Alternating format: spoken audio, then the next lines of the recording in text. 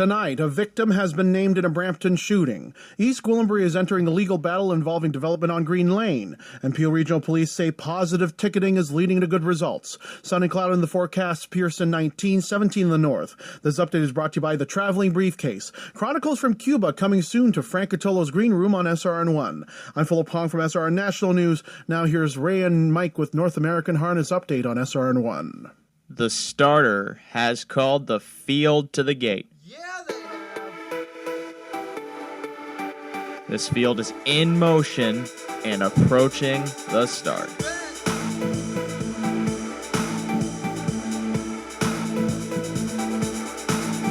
And they're off. And it's a battle into the first turn for control. The battle continues by the half and approaching the far turn. Stride for stride past the three-quarter pole and approaching the top of the stretch. And as they hit the top of the stretch, it's Mission Brief, foiled again, Muscle Hill, Captain Treacherous and Vegas Vacation, Lucky Jim, a rock and roll dance, Be a Magician, Sebastian K approaches the line, Guccio is coming late, and as they hit the wire, it's too close to call. Now here's North American Harness Update on SRN1. Thank you. All right, now let's get ourselves a bit of hydration before we get this ball rolling.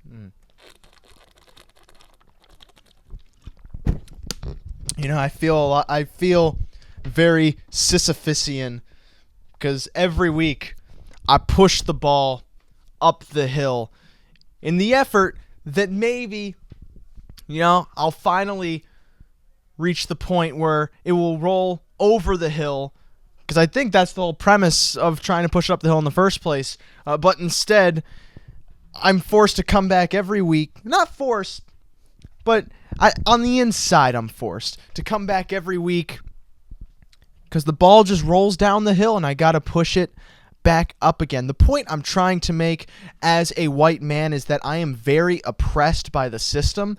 That is not what I'm trying to say. What I am trying to say, however, is the artist's struggle. James Joyce puts it perfectly in Portrait of the Artist as a Young Man. I am a boy trying to be a man, who then is in between boy and man. Man, boy, man, boy, bear, man, and what about, man, tiger.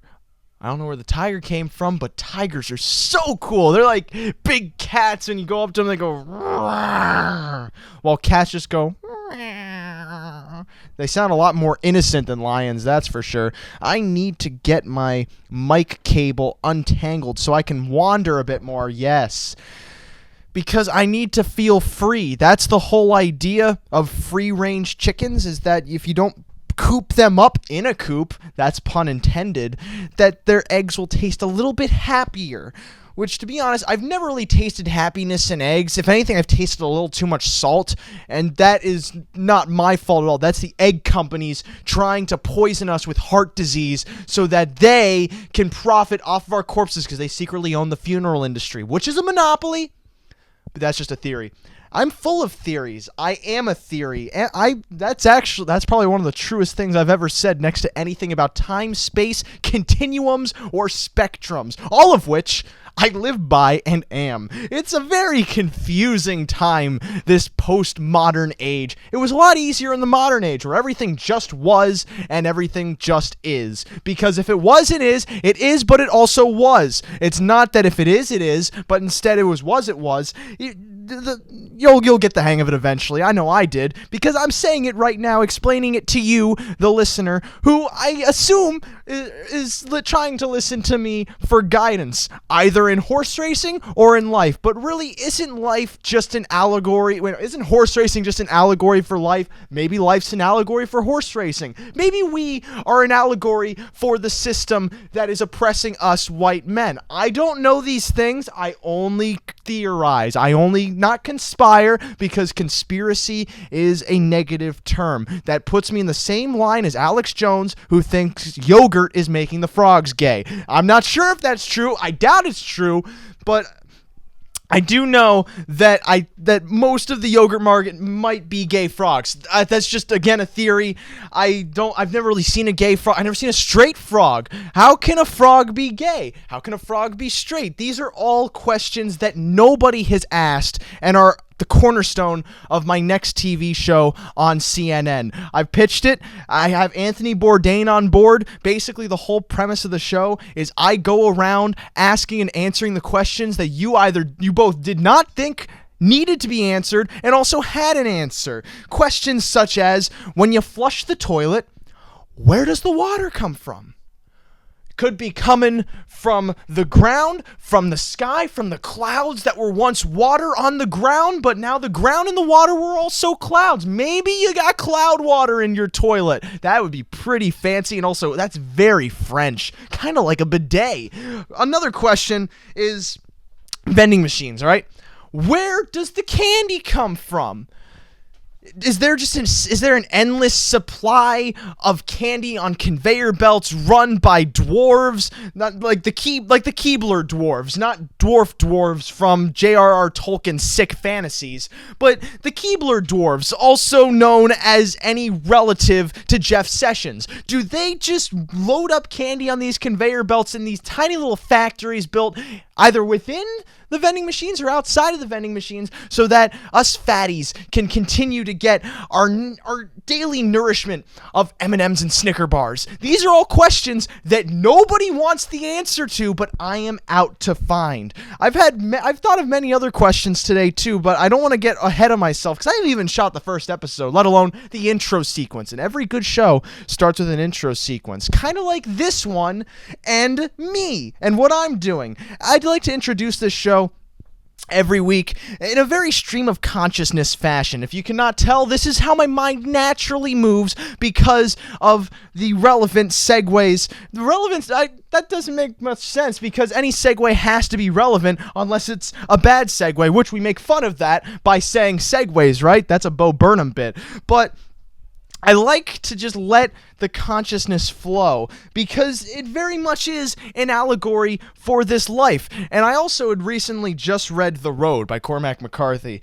For those of you who haven't read it, basically it follows this boy and his father as they go down the road to the southern coast. And oh my god, the road is the greatest allegory I've ever heard! Basically, like, they're on this road, right? But the road represents things. It represents represents life itself, the journey that we walk. And not only that, the whole idea that we have no choice but to follow the road, even though what is promised at the end is death and decay. I'm talking funerals. I'm talking the loss of consciousness. I'm going to say it again, death itself. And we are forced to continue down that road whether we like it or not, and it's whether or not we can accept that. It was a beautiful story, and I'm probably helping Cormac McCarthy sell 0 copies. I don't want to help him sell any copies. If anything, when I write a book, I want to help me sell copies. Which, by the way, I'm also thinking about bringing back Lesser Known Wonders of the World. For any of you who remember that series,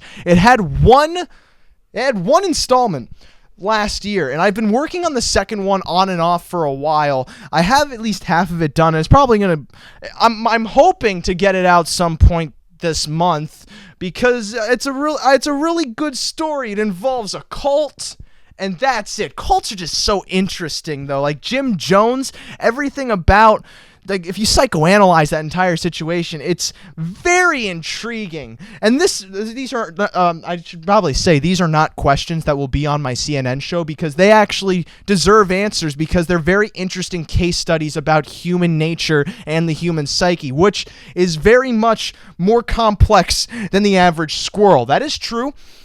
Back to the stream of consciousness.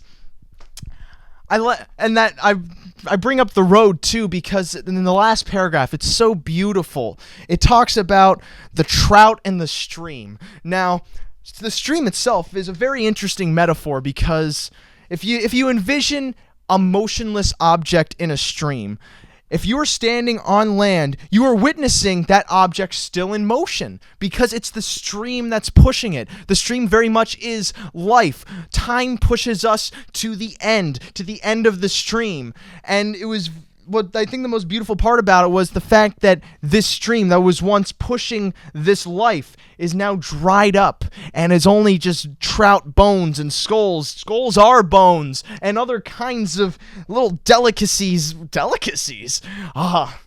sounds like a French restaurant. I will have the escargot and the trout skull. Would you want fries with that? I do not want fries with that. Do they call them chips in France? That's a good question. But the stream of consciousness brought me to that, and it brings me to this. The concession of the soul to the id. I am very much an idiot, as I have said for many weeks, months, years, maybe even approaching decades. Actually, I thought I was pretty smart when I was younger, but then I realized I was just a dumb jerk. But I feel like not enough people just forfeit themselves to the id, or maybe they do, and their id is just, it's not fun. I think I'd like to have fun, and I think me being an idiot is fun. I don't know where that was supposed to get me, but that's kind of an explanation for how this show opens up every week. And not only that, it's supposed to really capture the essence of North American harness updates. Sure, there is harness racing involved, sometimes horse racing too. We mentioned the Kentucky Derby 2 weeks ago, but now we won't, except now when we just did. But this show itself is supposed to represent, I don't know how to say it without sounding very pretentious. It's supposed to represent a paradigm shift. Usually, racing shows are very formal. They're very suit and collar. I'm gonna make that a term now. Very suit and collar, tie clenched to neck. That doesn't flow as well as suit and collar, but suit and collar is very much, I compare it to white bread. White bread is, although you can eat it, and it's delicious with butter, sometimes you just gotta have the little, the detailed tastes of multigrain. Multigrain bread, once you have that, all of the grains that blend together to make this amalgamation of wheat and oats and noodle salad, no noodle salad, but there are oats and wheat and other kinds of grains within this bread, and you eat it and you can taste not only all the hard work that was required by immigrants for $4 an hour to make this bread, but you also taste the grains themselves blending together, culminating into this experience that goes into your stomach for a whole nother experience that we call digestion. Now, I digress from digestion because what was I trying to... That's right! I was talking about this show. We try to be very loose, and if you could not tell that by now, then you probably live in a very fun household, and I would hope to be invited for dinner. I would be invited for dinner no matter what. I want to meet all of your families and you. If you are out there listening to the show and you haven't met me, please find me in the phone book. Don't find me in the phone book. That's very creepy. Not only that, I'm still kind of underage, so I think some legal stuff is it's a very dark area that we're not gonna go down. We're not gonna go down that dark alley. Instead, we're gonna walk on to the bright lights of Broadway. Oh, I'm walking down Broadway. Take your kids on Broadway. Anyway, so tonight on the show, 15 minutes in, I think now it's time for the id to start to rein itself in and be channeled, going off the stream motif, to be channeled into horse racing, because we have some harness racing action to talk about tonight, including the late pick 4 from the Meadowlands, which I I hit it last week.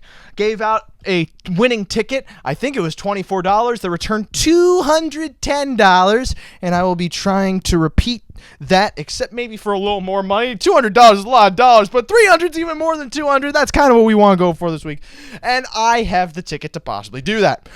Mike also has a ticket. However, I don't know if it's gonna win just because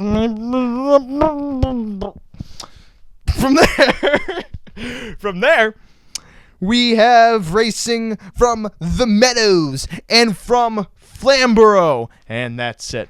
Also want to shout out the mobile racing game the mobile racing game sensation spreading across the world as if Ebola spread around the world.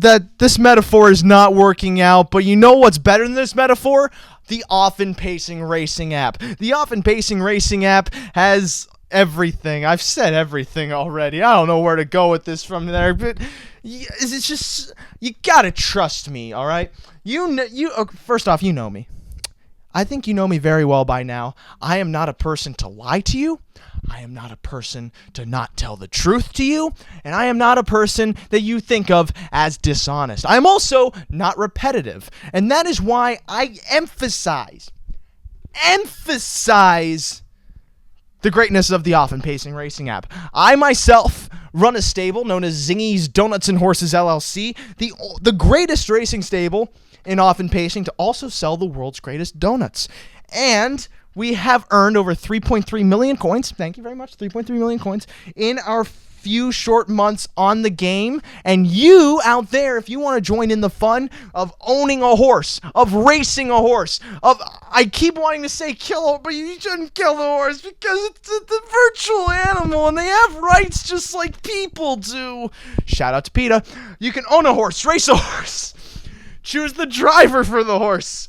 Classify your horse. A lot of idiosyncrasies and strategies involved in successfully running a stable in this game. It requires only the sharpest of minds, and not only that, even the dullest of minds. It's a pretty simple game.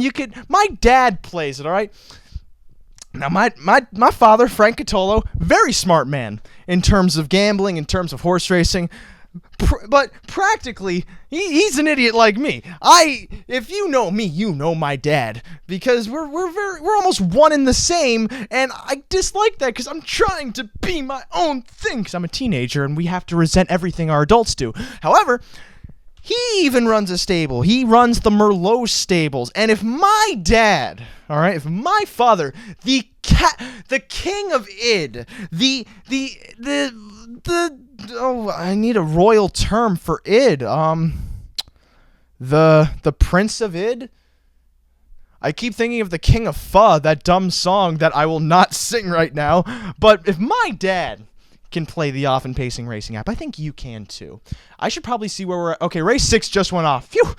Race 6 just went off at the Meadowlands. Mike Pribozie's probably getting a little cranky that I've gone on for about 20 minutes, and he's probably listening right now going, "You're damn right I am." Well, I got to do it in his voice. "You're damn right I am." I cannot get Mike to admit this. Maybe I can get him to admit it tonight. But Mike, you are so Southern. Why won't you admit it? I'm not Southern at all. Did you really compare Often Pacing to the Ebola virus spreading? I said it was a bad metaphor, but however, it's pretty much the worst metaphor you could make. However, I'm saying it's, well, I mean, people say it spread like wildfire, but then Smokey Bear goes, "Why would you want to spread wildfires? You kill all the polar bears." Brush up on your cliches and not try to make your own. Okay, Mike. Just a thought. I'm a creative type. No, that's not creative. That's poetic license. No, it's very bad. Mike, you're telling me I spent $40 to get my poetic license renewed for nothing? I don't think so. I think it's nothing says avoid quite like Ebola. It's a metaphor for how much like bleeding out your eyeballs. But Mike, this game is going everywhere. It's spreading across towns. It's spreading across countries. People die more from like shark attacks than Ebola, for starters. I feel like that's a good thing. You're a doctor. Oh You my should God. agree with that. You know what? Horse we racing. we need to rein you in here. As usual, we need to rein you in. Mike, that was an awful horse pun, and you should feel awful. Pick forth the Meadowlands. I don't understand. You literally have the most charming Southern accent that I don't know how you don't understand.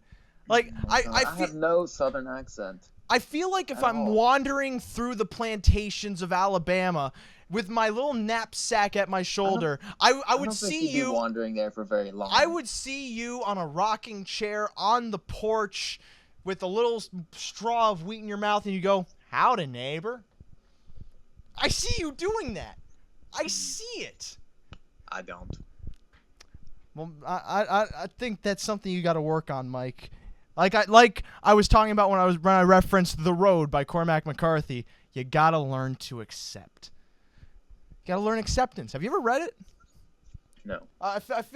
Because I figured some people might have read. 'Cause it's actually a pretty recent story. It was 2006. No. Oh, well. We're getting a lot of positive feedback on our broadcast. Yeah, that's what you should be promoting, not Ebola. I told you. Your interview with Sugar was good. The race calls were good. I mean, we even got TJ to comment on it. I know, we got TJ Burkett, my man. I love TJ. My thoughts are, if he enjoyed that so much, why is he not promoting this show ever? It's like we don't even exist. That's why I put out that tweet because after I saw that, I tweeted to myself from the show account. Isn't it ironic that the often pacing broadcasts are getting more press than us? And then of course I had to reply, why must I insult myself? Well, you know what? Well, I plan to address that after the show. I couldn't do it at that point, but that means Mike. I think that. Well, we can probably, throw a little bit out there. For the audience at home, that means Mike is going to use curse words. No, I'll be good. No, we don't need that. We have a special guest coming on at 9:45 too, but more on that later. Well, that's probably going to be after the 7th race at the Meadowlands, more likely, because now there's an inquiry, and that's going to take forever. Who won that race, by the way? Because I can't see anything. JL Cruz. Oh wow, okay, all right. And then any odds there? 5-2. Okay. And then Crazy Wow was second at even money. Third was Opulent Yankee, and there's an inquiry on Wings of Royalty, who did something that I did not see. Okay. Meantime, pick 4. So Mike has a ticket that I don't know, Mike. I don't know you do. Here we go again. You know, the more you get annoyed by it, the more I have to do it, right? Mm-hmm. This pick 4 starts with race number 7. It's a non-winners of $15,000 contingent trot. It's 9 going to gate with an entry of Danish Durango and Gural Hanover. Now, Mike, to me, this race seemed very centralized, circulated, whatever. Anything involving a circle and a center point. And the center point being Gural Hanover and, who was the other horse? Oh, it was Gural Hanover and someone else. The class in the race. You know what I'm talking about. Gural Hanover and Gural Hanover mainly because he's the class. He's coming out of the Cutler Memorial. And I'm going to pull up the PPs in a second. But, Mike, do you think that this race is more wide open than it seems or less wide open than it seems? Well, using half of them, which, I hate. But, the problem with it is I think the entry is going to be 3 to 5. Last time, Gural Hanover was in a race like this at Yonkers was 2 to 5 and basically crushed.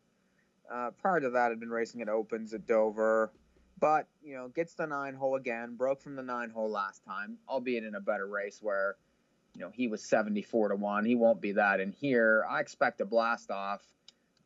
I really don't know that the straight one can get any part of it, but you have to use the 1A, definite class of the race, fits in those upper level trots, has made $830,000 and, but I can't completely trust, especially off the break. And if you look back, in June of last year, back-to-back breaks in the Cutler races.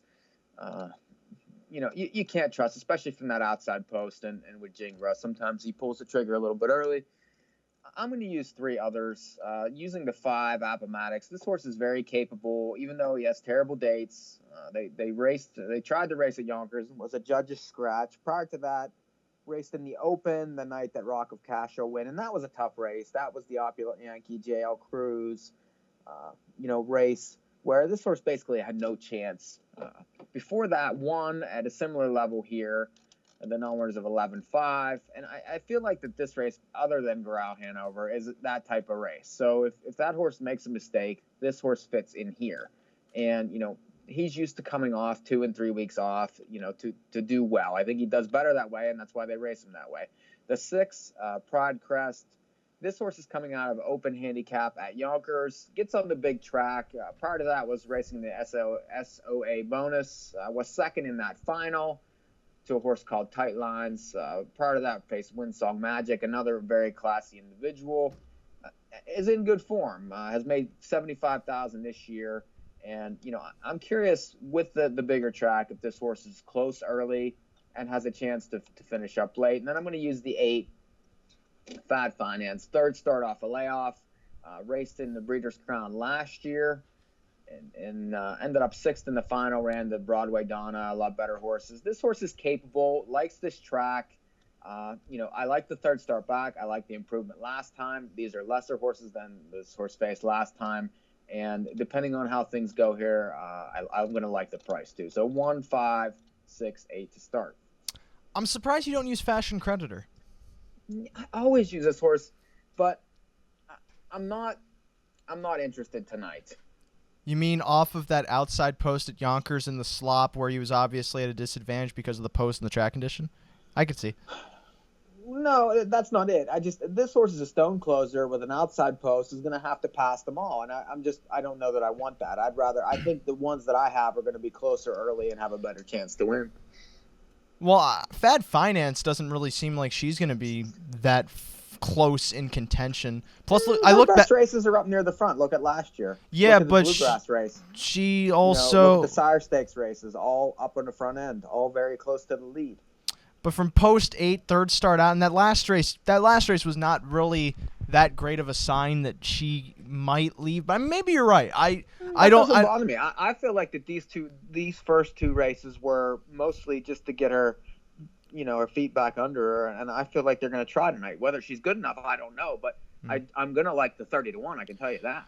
Especially if Corral Hanover breaks at the gate, the race it completely gets flipped on his head. Well, then that's also why I went a little deep too, is because since Corral Hanover made that break last time, he might not be able to be trusted. Not only that benefits us in the pick 4 because maybe we can beat the heavy favorite. But look, I watched that race for Fad Finance, and it seemed kind of like she was all out, trying to come up the inside. But again, this is a weaker group to an extent, so maybe she can do it. She's definitely going to be a good price, so I wouldn't talk you off of any horse anyway, but it seems like she's not going to be up towards the front, at least on paper. She could definitely leave whatever. Corral Hanover starts off my ticket. You know why. He's class. Appomattox is also on my ticket, dropping down from the Open after scratching it from Yonkers against numbers of 20,000. He finished 6th in that Open against Rock of Cashel, Opulent Yankee. Ultimately, better horses than this group. He's raced well against similar in the past, because this race definitely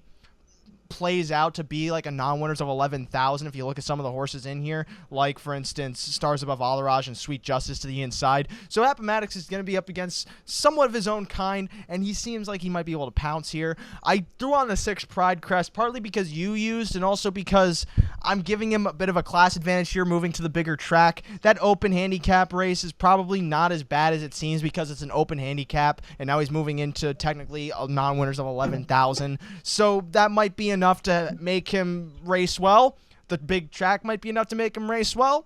Maybe he's good enough to race well. I don't know these things. I'm trying to handicap. And the 6 definitely has a chance. I throw on the 7 then Fashion Creditor because he seems like he could at least position himself towards the middle of the pack, and that might be the best place for him, getting away from post 6, because then He might be able to find cover, and it's just going to be down to whether or not he has enough trot in the stretch to pass horses, as you said. So I go 1, 5, 6, 7 to start the sequence. On to race number 8. The second division or the first division? Oh, I forget now. 3-year-old colt trotters for the New Jersey Sire Stakes. This is the opening preliminary. We have 7 going postward here. And this race is definitely centered around What the Hill. But, Mike, you go a bit all out over the place. Honestly, I really wanted to use them all, but couldn't for price purposes. What the Hill did win last week, but I feel like the race fell in his lap a little bit. Kind of sat third the whole way around and then pounced late on 2 tiring ones. It was a perfect setup. It was a perfect trip. And, now 6-5 in the program. Let's see what some of these others can do, especially the Tactor, number 2, King on the Hill. This horse was very good last year, was racing in the Wellwood and some of the bluegrass races, was getting checks in those stakes. Has since took the winter off, qualified twice, ran into Wallner last time, 53-4 qualifier. That's legit in that race. And that was, on the front end. I could see a blast off here, some improvement.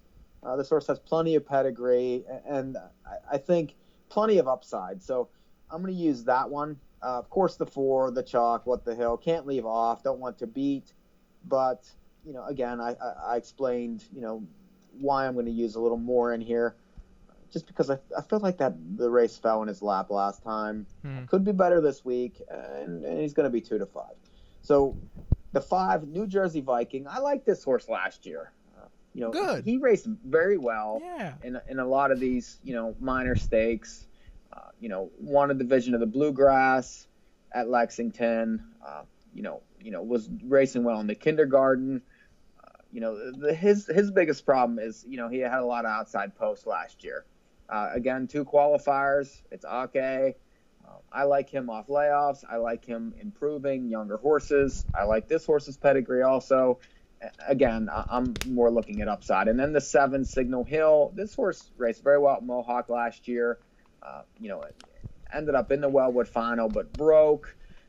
Won a couple of the minor stakes up there. Was 3rd in the International Stallion at Lexington. Took the winter off. 2 qualifiers. Decent. Gets Brett Miller. Again, upside. I'm curious how these horses come back. 2, 4, 5, 7. I only take 2 of the 4 you used because, in all honesty, even though the race fell into What the Hill's lap, this race is probably going to be no different. There's probably not going to be a lot of pace, probably going to be a lot of sitting, and What the Hill is probably not going to sit. Or maybe, I don't know. I can't predict all of these things, but he definitely was the best last week against a somewhat okay group. I don't think this is the goal for any of these horses. You know what I'm saying? This doesn't mean as much as I feel like these horses are getting into shape. Well, that doesn't mean What the Hill still can't win. I agree he can win, but he's 2-5, and I hate to interrupt you, and I'm sorry I did, but what I'm saying is that for any of these horses, this isn't the major goal. This is more a stepping stone and them, getting themselves, where they need to be in the summer. But a lot of these horses coming back, like New Jersey Viking and King on the Hill, who are the only, and Signal Hill's technically coming back too. A lot of them may need a start, so that's also why, and that's going to somewhat contradict my reasoning behind taking the 7 Signal Hill as a possible upset in here, because I like his qualifiers, and he definitely improved in his 2 qualifiers, because his first one out, he was up against Wallner, Devious Man, Long Tom. That was a very good qualifier, and he could just kind of chased horses. He finished 7th, but then he followed that up with a more aggressive qualifier, was put to the lead, and was able to hold it in 55-4. Not a really fast mile, but that would be fast enough to win here. Ultimately, as long as he is back to his best form being he doesn't jump. That's all he has to not do. He just doesn't, he can't jump. If he doesn't do that, he should definitely be involved. The question will be, how good is What the Hill? Is he really going to be 2-5 good, or is he going to be like 67-1 good and finish in the paddock? We don't really know, but I still use him anyway in the event he is that good. 4-7 for me in the second leg. That's really what it boils down to. The third leg, non-winners of 2 trotters going for a purse of $10,000. 9 of them going postward here.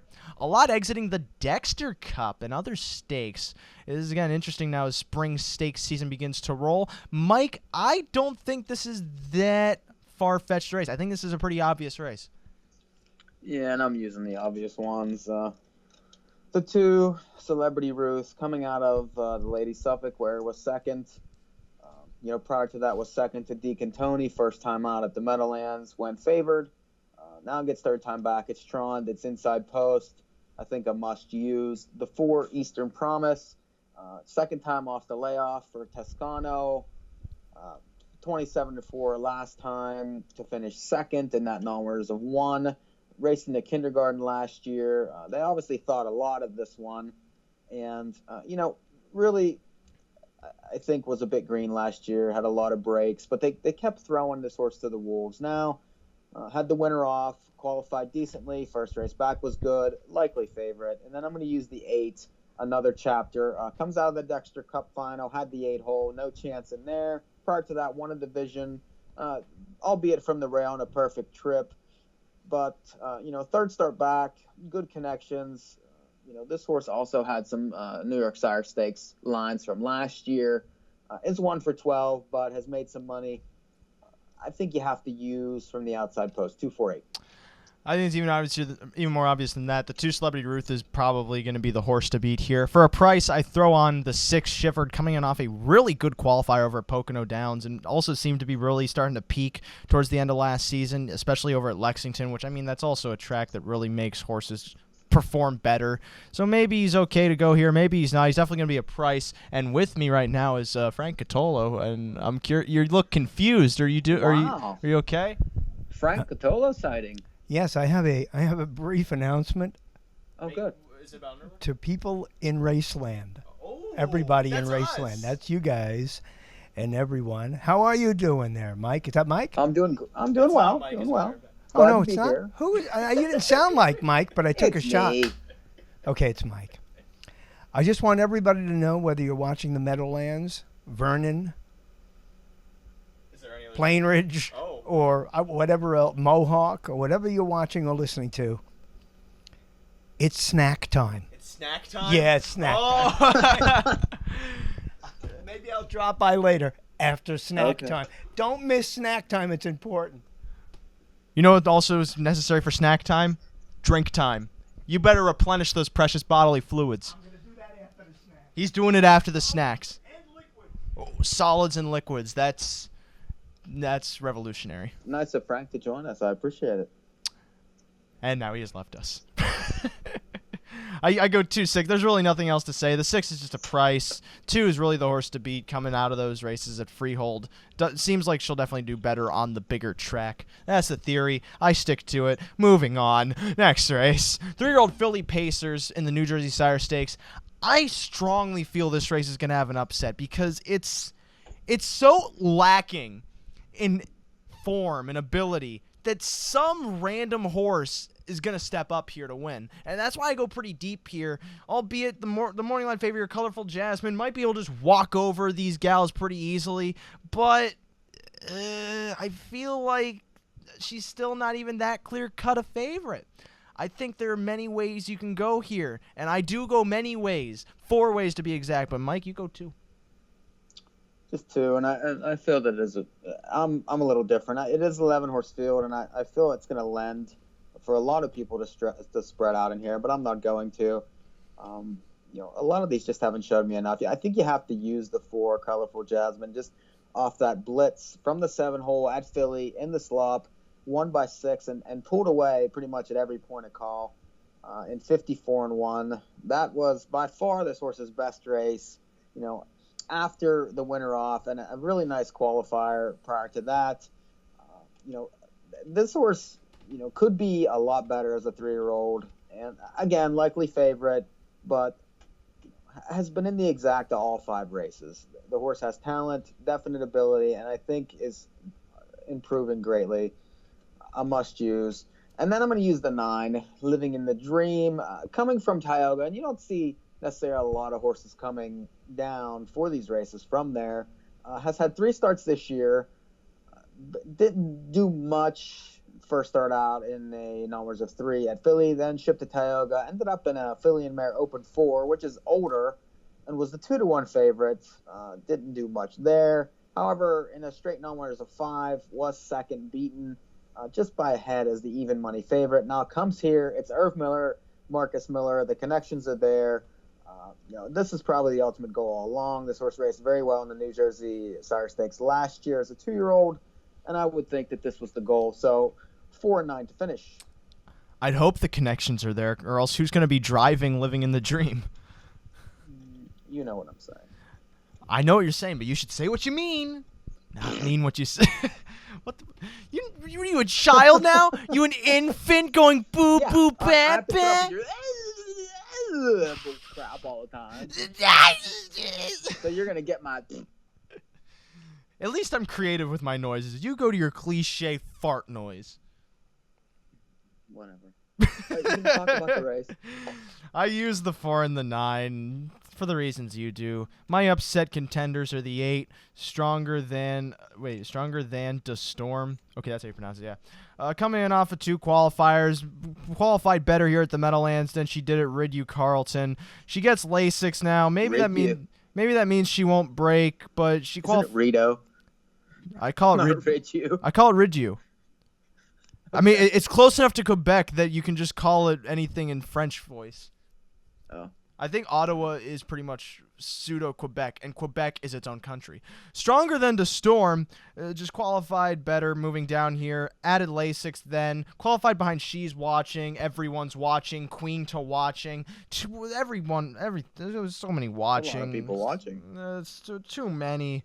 More than listening to us. But she makes her debut this season, and maybe again, this is not a strong field, so she was qualifying against better. Maybe she has more. And then the 11, miscued, raced really well in the New Jersey Sire Series over at Freehold, winning a prelim in the final of that in 56-3. Followed that up with a second in the New Jersey Futurity to Every Way Out, a colt who is way better than any of the pacers in the New Jersey circuit right now. He just won his division of the Sire Stakes earlier today, and then followed that up with a decent first over grind to finish 8th in the Breeders' Crown elimination. Now enters off of 2 qualifiers, was also in against She's Watching last out, and was up against horses like That's the Ticket, Idyllic Beach, World Apart, horses that are way above and beyond the lexicon of any of these other fillies. And from the second tier, if she can get out, that's great, because she would rather be closer to the front. And Designated Drinker seems like she has some kind of speed, so maybe that'll put her into the race, because that's all that really matters. So I am in that race 4, 8, 9, 11, which makes my ticket go as follows. For 50 cents, and you can find these tickets on Facebook, North American Harness Update, and on Twitter, at NA Harness Update. Starting the pick 4, I go 1, 5, 6, 7, with the 4, 7, with the 2, 6, with the 4, 8, 9, 11. Again, that's 1, 5, 6, 7 with the 4, 7 with the 2, 6 with the 4, 8, 9, 11. That's $32.50. What's your ticket, Mike? 1, 5, 6, 8 with 2, 4, 5, 7 with 2, 4, 8 with 4, 9, 48 for 50 cents. I played. They're getting ready to go to gate here with 36 seconds to post time. Favored here at 6-5, the entry of Danish Durango and Goral Hanover. Then at 9-5 is the 5 Appomattox. Pride Crest. Appomattox taking serious cashola in here. Pride Crest is currently 23-1. Fashion Creditor 9-1. What about the 8? 25-1. Yes, definitely worth 25. Worth a bone at 25. I think Fashion Creditor is worth 3 bones at 9. At 9, is that what she is? It's a he. Hey. He's very self-conscious about that. I know the Fannings. I'm sure he is. Derek Givner just tweeted at me. He said, "Hey, buddy, he's my friend now." I'm so excited. That's because you're pimping his horse. Well, I also say he's my buddy, my pal, my amigo. Oh. They're lining up here. Still even money, the entry of Danish Durango and Goral Hanover. Rough gated before the start, Fad Finance. She's going to catch the field at least 6 lengths off the gate. She's well back. The rest are in motion and approaching the start.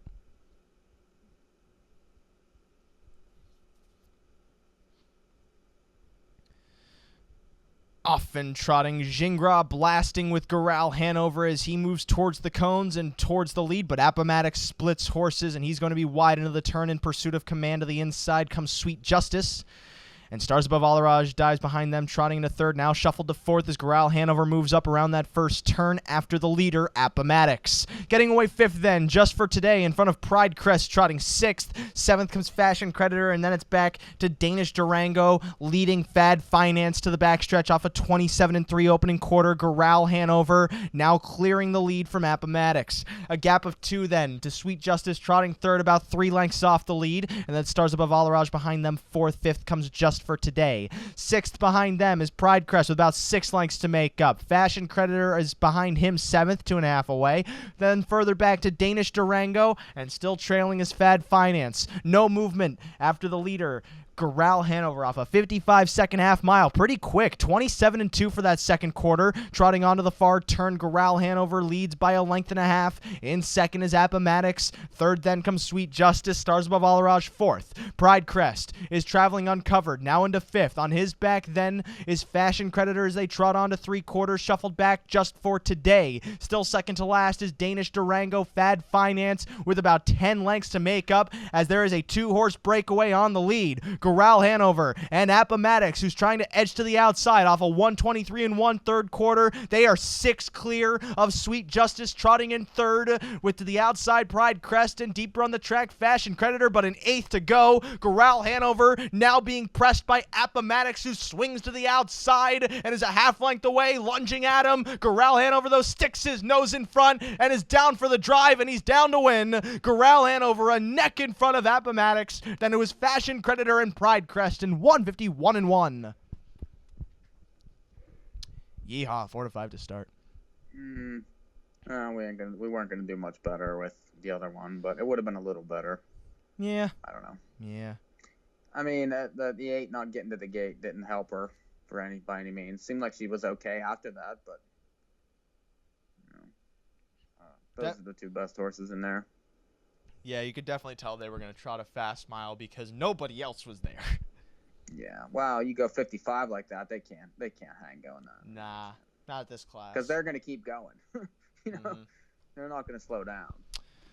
Well, now, Mike, it's time to call our special guest. All right. Special. Oh, Derek Givner's best friend forever I am, and he told me great call, by the way. I appreciate that, Derek. I appreciate that from my friend. Hello, mystery guest. Please reveal your identity for the U.S. government. I don't know if I want to do that. Please reveal it for the Philippine government. Oh, okay. That's Rod Allums, Jr. Rod Allums. Now, Rod, can you please explain what are you doing here? I don't know. You tell me. I was just called and I go to sleep, but you kind of woke me up. Well, if you listen to the first 20 minutes of the show, I tried to get all metaphorical and teach you a bit about life, so maybe you could answer why you're here. But that's the more broad version of the question. More importantly, what are you doing here in harness racing? What are you? What were you? Who are you? Other than Rod Allums. Well, I was a driver, trainer, owner, groom, stall cleaner, whatever you want to call me. You were everything but a horse. Yeah. I did everything with the horse except be the horse. Well, you see, that's why I have a step above you, is because I actually ran to be Horse of the Year last year. Believe it or not. And I got just 1 vote too, I think, didn't you? I just need I didn't even get I think I got a vote. I think I got votes that were actually not counted, but it's part of a conspiracy, and I should have leaked 33,000 emails, but that's not the point. Point being is I need to make myself better than you, Rod, so I can establish authority. It's very much like in the animal kingdom, where the monkey that flings the largest amount of crap is deemed king of the jungle. You understand. I figure you're into animals, aren't you? Because you're a horse guy. I figure you like monkeys. I think Rod has left us. Did he really leave us? Oh my god. Do you always have to be your retarded self 24/7? Mike, it's about entertainment.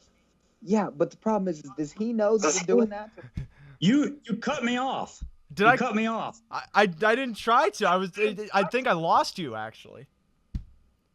But Rodney, all kidding aside, and all metaphors aside, I understand that you have a very interesting promotion that we were talking about for a long time, and then we got like really deep, and we started talking about our feelings. But more importantly, you have a promotion that you just got approved by the United States Trotting Association, and I guess in general, explain what your idea is. Basically, the idea is to get people back into the racetrack. Okay. Not just one time, not a one-night event, continuously. We want people to come to the races and keep coming to the races. We want them to enjoy their time at the races the first time they come, the second time they come, the third time, fourth time, so on and so forth. We want them to keep coming back. And that's kind of where we failed as an industry, is to keep bringing new people in and keep them coming back. Yeah, then that's definitely been what the tracks have been trying to do, because some of them have the food truck days and the kid days and the bouncy houses, but you had a very interesting approach that we talked about. What are kind of some of the nuances behind your plan? I want to get the horsemen involved in promoting their own business. The tracks are kind of just they're there to host the horsemen's business. They run the venue, they're the placement for what we all do.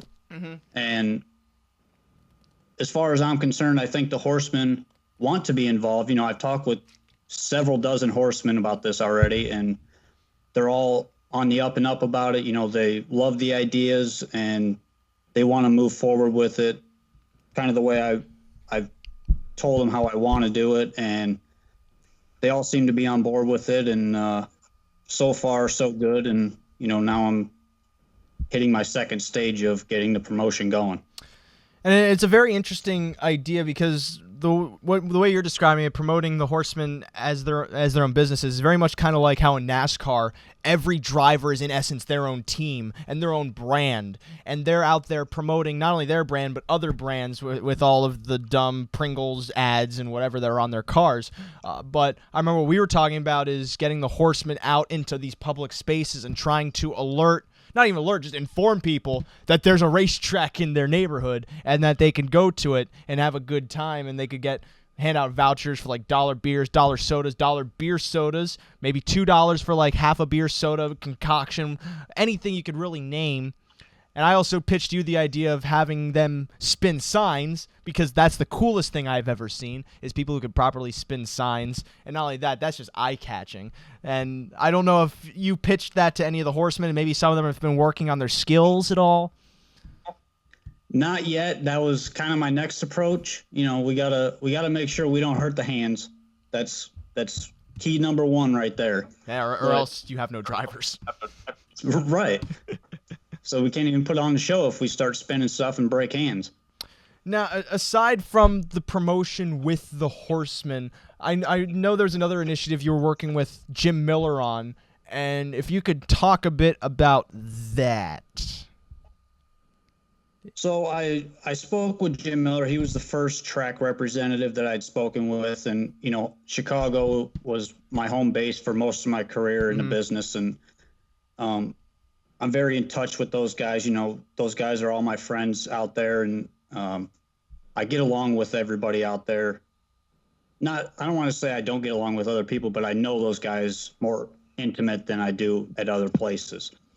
So I got a hold of Jim, and I explained to him what I wanted to do, and I basically tried to pitch him a wager on board with, and it's very complex to get it put together because you have to go through regulations and racing boards and things like that.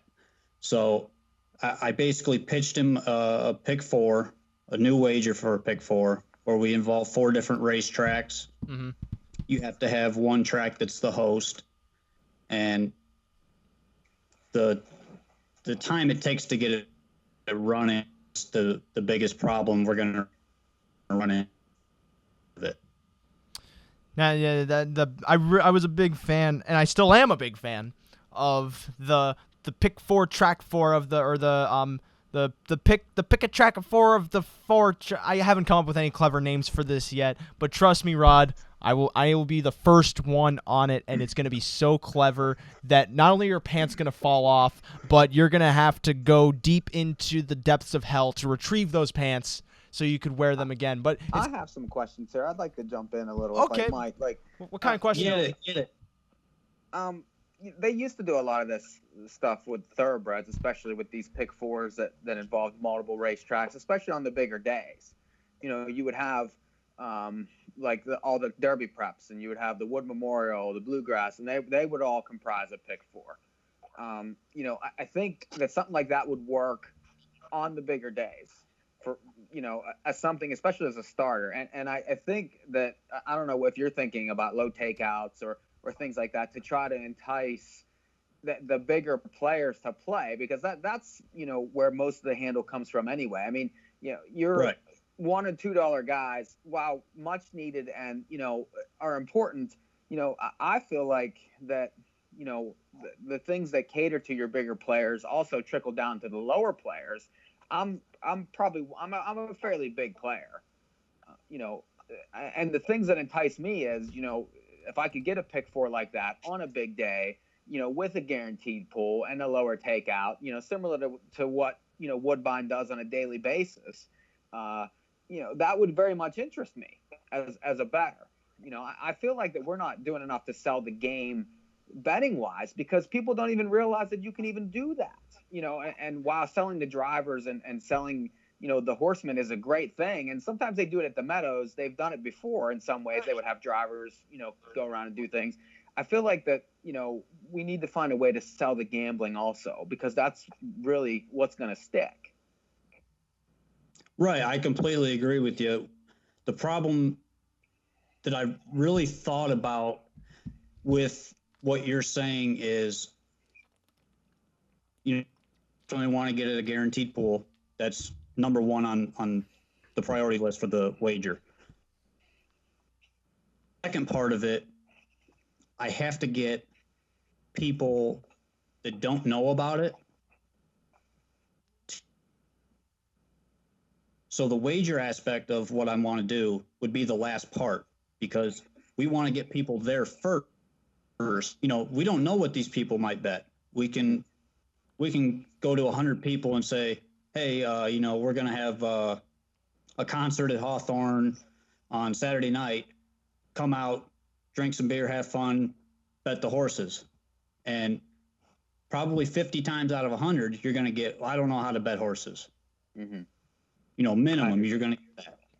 And you can get somebody there, but to get them to bet is the key. So I'm integrating what I'm going to do with wagering incentives. So, say one night I want to have a cornhole tournament at the track, and it'll be a tournament style cornhole tournament, 10 teams, 20 teams, whatever it is. And it's a $10 entry fee per team. If you wager $10, show somebody that's at the sign-up table your wager saying you bet a live race, you get a free entry. Mm-hmm. But when you walk in the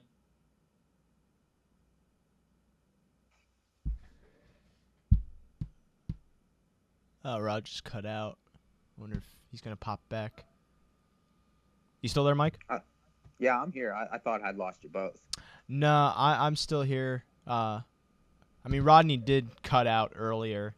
Maybe he's getting what I'm saying, but we're not getting what he's saying at the moment. But definitely, I wanted to have him on. I'm liking that I got him on because it's unfortunate that this is actually revolutionary.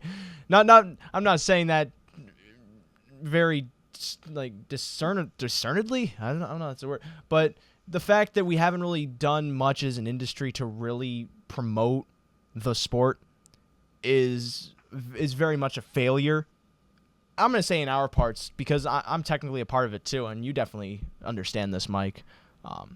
That just getting the horsemen out there and having them promote themselves in their local areas, that's paramount to making the racetrack somewhat part of the community.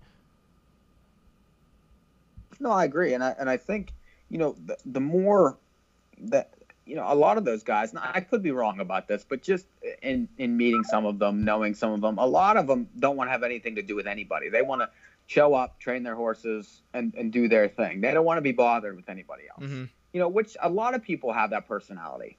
But the people that don't, the people that want to be involved. Can you hear me now? Yeah, we got you. Man, this internet, I'm telling you, I just want to go, take my modem and my router and just throw it through the window at the internet place. That's great, but then you'd have no internet. I'm going to move anyway. You know what I mean? Just because of the internet. Why don't I have service? Why is everybody else and not me? I thought you were referencing the Childish Gambino album. Maybe. Do you know it? No, I don't actually. Oh. Wait. Let him finish his thought. I was trying to think of a line from Sweatpants, but Rod has better things to say than I do. Okay. All right, where did I get cut off at? Because I was talking, I could hear you guys, but you couldn't hear me. You got cut off. Oh God, I don't even remember. Well, he was talking about cornhole tournaments, and free entries, and different things like that.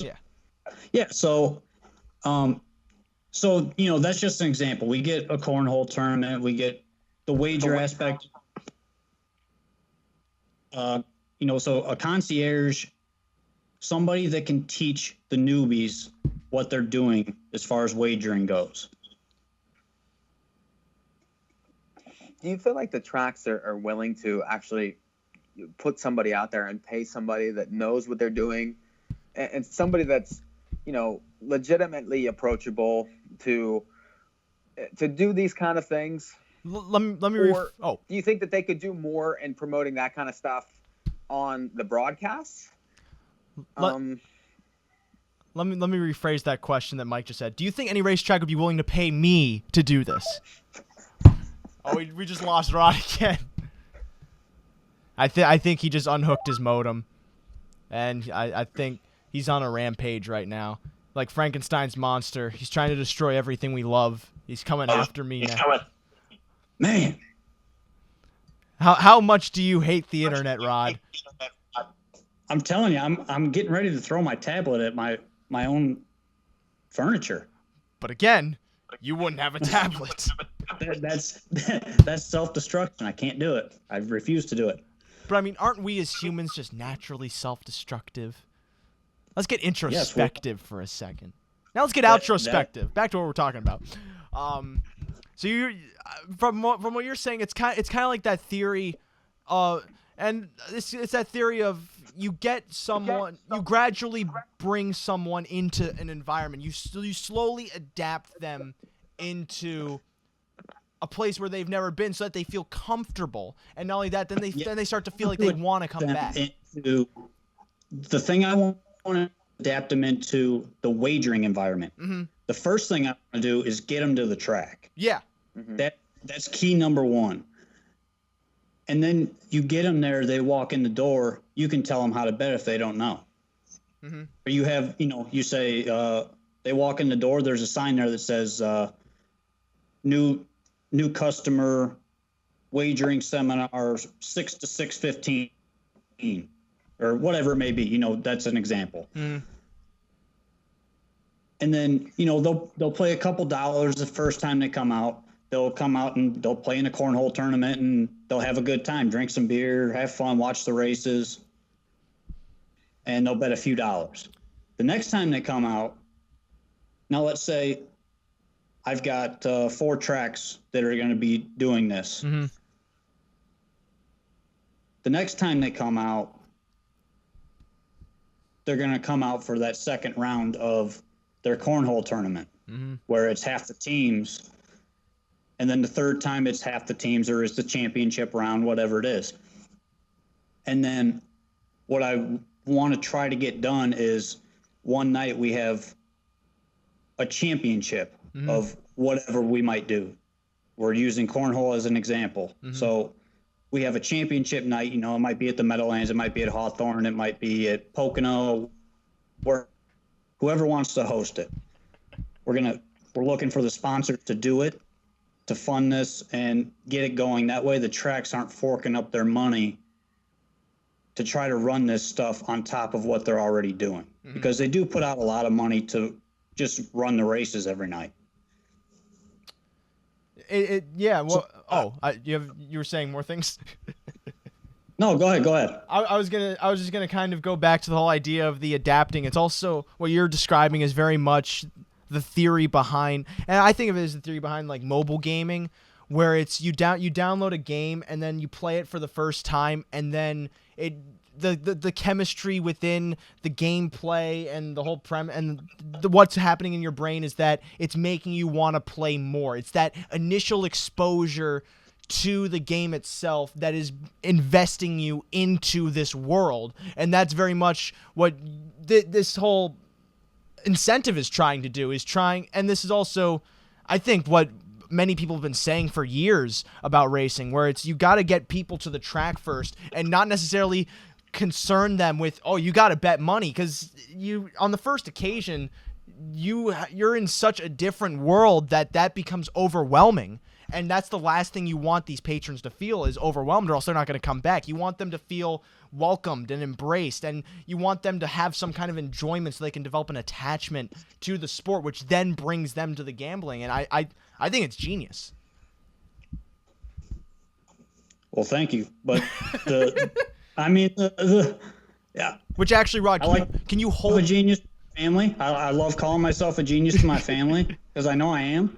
Yeah. But I mean, the key is, it really isn't anything that somebody else hasn't done already. But Rod, into our own world. Can you hold that thought, because the 8th race of the Meadowlands is getting ready to go, and we go get it. Alrighty. So this is the second leg of the pick 4. I'm alive to the 4 and the 7. Mike is alive to the 2, 4, 5, and 7.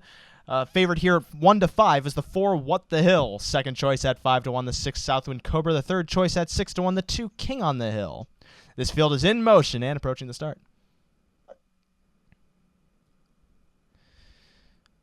Off and trotting, Southwind Cobra is the quickest away as Gingras sends him for the top. What the Hill is moving for the pocket spot. Then King on the Hill moves towards the rail. Then El Senor Deo trots into 4th. But here comes New Jersey Viking to try and take that spot around the first turn. Back 6th then is Muscle High, and trailing early on is Signal Hill as they move on to the opening quarter. What the Hill now circumvents Southwind Cobra to take the lead moving to the first quarter. He's now a length and a half in front as they move on to that first station in 27-4. Trotting 3rd then is King on the Hill, 3.5 lengths off the lead. Back then to New Jersey Viking, back 4th. 5th as they move on down the back stretch comes El Senor Deo in front of Muscle High, who's 6th, and about 8 lengths off the lead. It's another 3 lengths back then to Signal Hill, who is gapping in the back and trailing the field onto the halfway point as What the Hill moves to that station a length and a half clear of Southwind Cobra, drafting on his helmet 2nd. 3rd then is King on the Hill, 55-3 the half, 27-4 for that second quarter. 4th then moving to the turn, New Jersey Viking. El Senor Deo still 5th as no one is moving after the leader. 6th still Muscle High. 7th and last is Signal Hill. On to 3 quarters they trot. What the Hill maintaining his lead, 2 in front of Southwind Cobra, who's trying to narrow in that gap. King on the Hill is trotting in 3rd, and those three have broken away from New Jersey Viking, who trots fourth onto the outside. Then from the back, Muscle High trying to get around El Senor Deo in 1:23 and 4:28 and 1 to the top of the stretch. What the Hill trying to kick away from in second. Southwind Cobra into the outside. King on the Hill is trying to trot them down from third. Eighth to go, though. Under a hand drive is What the Hill, who's striding away as they come on down to the line. What the Hill at 1 to 5 is 3 in front of Southwind Cobra. Off stride went King on the Hill. An easy win for What the Hill from Southwind Cobra. King on the Hill was off stride at the finish, and then for fourth looked like New Jersey Viking in 152 and 2. Well, we had a 4 to 5 to start the sequence and a 1 to 5 to keep it going. Mike, how much cheaper can this race get? Can the sequence get? This is huge. Now, Rod, I don't know if I keep pushing you off. You guys didn't single that horse. What'd you say? I can't believe you guys didn't single that horse. Well, we don't really play a lot of chalk on this show. Typically, whenever if I hit pick fours, they pay like $1,000, not $5. So when they pay $5, I lose, and that's just the way it is. Well, especially considering you'd play a $67 ticket. Well, hey, look, how many tickets have I cashed that have been?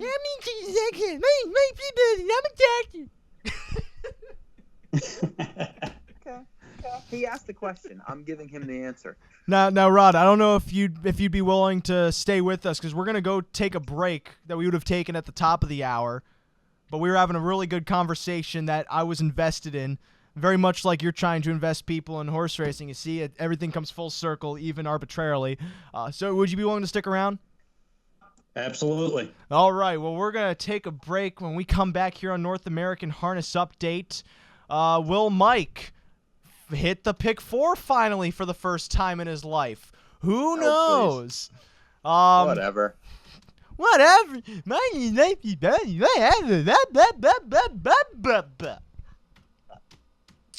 And more with Rod Adams Jr., who is trying to save the horse racing industry just as I am, except I'm doing a better job, but don't tell him. We'll be back with more North American Harness Update here on SRN1. You say you want a mother, not a confidant. But for years you've been doing what you want. Now your mother don't know where you are. She don't know that you're a superstar. Little prostitute ghost town. Say when you find yourself in the middle line, so what you know. Gonna show these people how to grow. Oh, fix the water. Mud seats make together down on the sidewalk. Come on, mister, everybody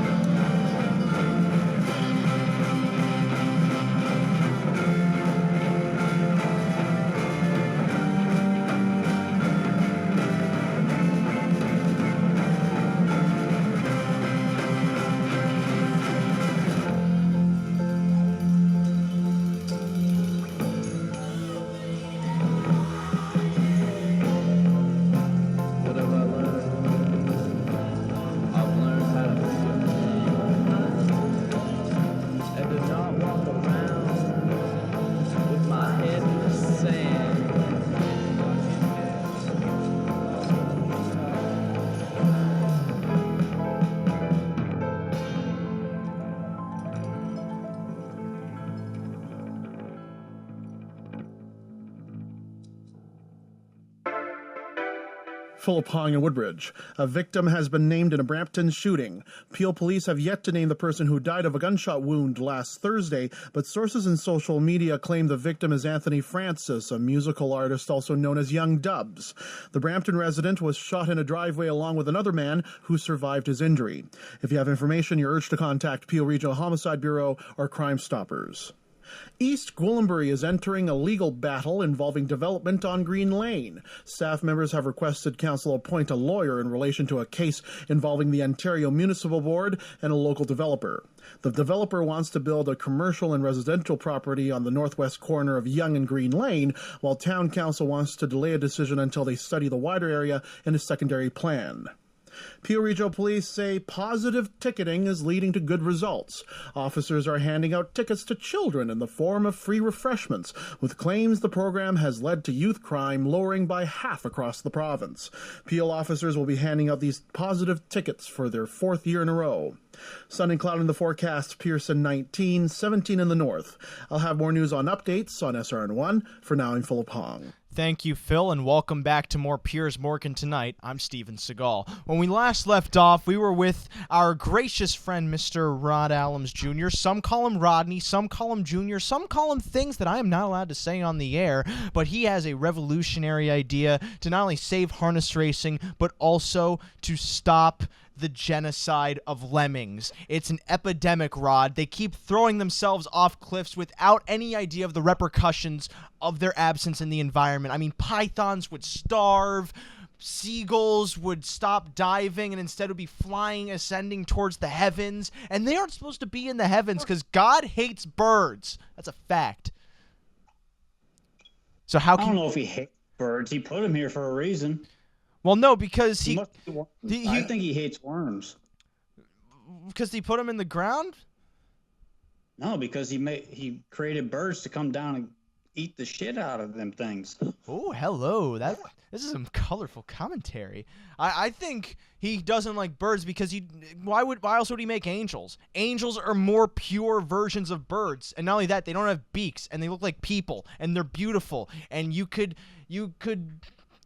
do things with... Oh, God, that sounds so bad. Well, I'm not doing things with anything other than my girlfriend.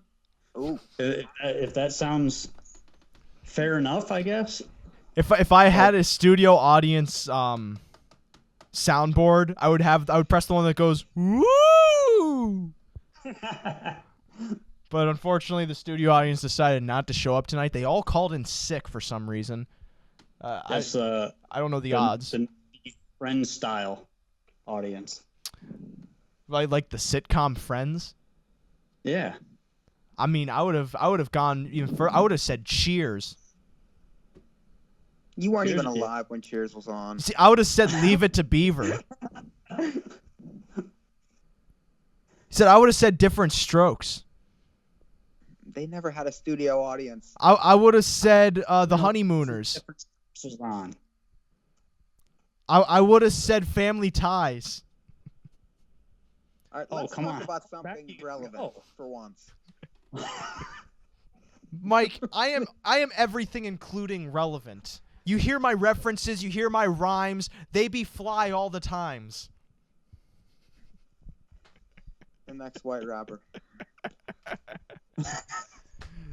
So, Rod, you had a thought, and I'm hoping you held on to it for the 10 minutes I shushed you, about something involving your idea to promote the sport better by having the horsemen promote it, by having pick fours across tracks, having these gimmick bets that are actually more interesting than they are gimmicky, and that's kind of the whole idea of a gimmick, is you want to kind of hide the gimmick within the gimmickry, and ultimately just trying to get people to the track, because that's usually how it works. You get people to the track and then they start betting. It's always that initial exposure that leads them down that path.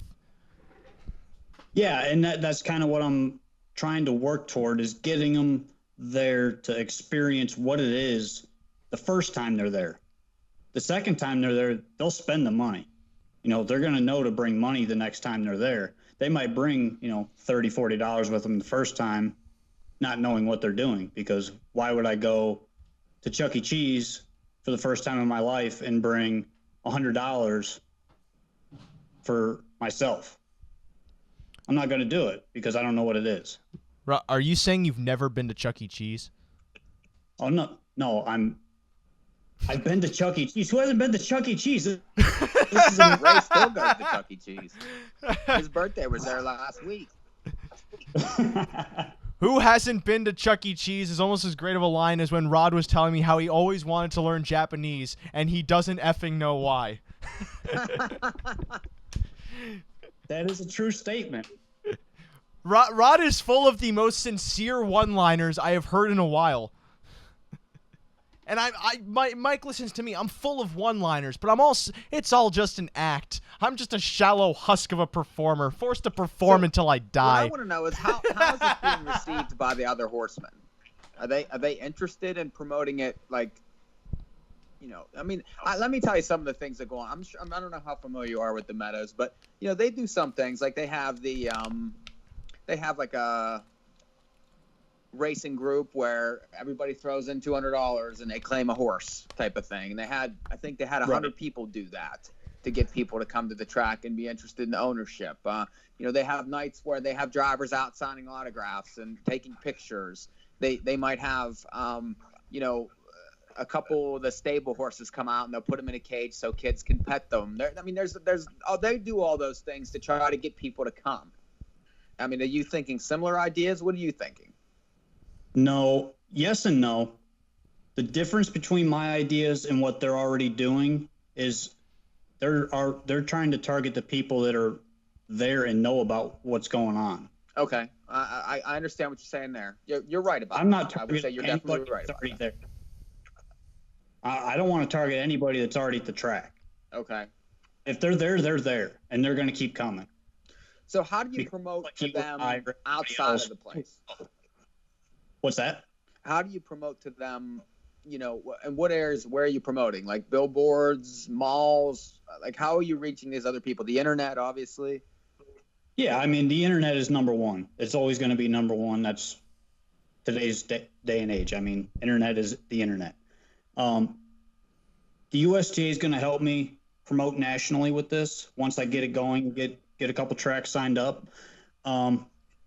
Locally at each track, what I'm going to do is integrate the horsemen into getting out in the public. Now, the key is where we go. You want to have the foot traffic where you put these horsemen, number one. Number two, you can't be breaking any solicitation laws or anything like that. So we have to make sure if there's, say in Chicago, we send somebody to Schaumburg to promote.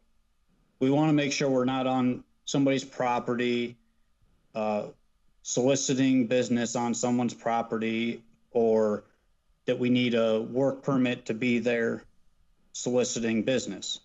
So, there's a lot that goes into it, but checking with each of these townships or towns or cities or, wherever we want to go. If we say we have an owner that owns a sports bar 10 miles down the road from the racetrack, we want to say to that owner, hey, we want to come there and try to get business to the racetrack.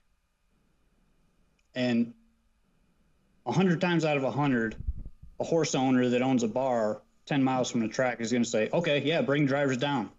Mm-hmm. I mean, you're not going to get that denial from people that are in the business. So we want to work with the guys that are in the business, and we want to work with different businesses that aren't involved in the business to try to get them, not necessarily to sponsor, but to say, hey, can we use your property and we'll put your logo on a banner at our event. No. Or, things like that. Just a little bit of incentive to help promote them while we promote ourselves. Now, are you going to be trying to promote the bigger days first to try to get that going? I want to promote the first day. That's what I want to promote.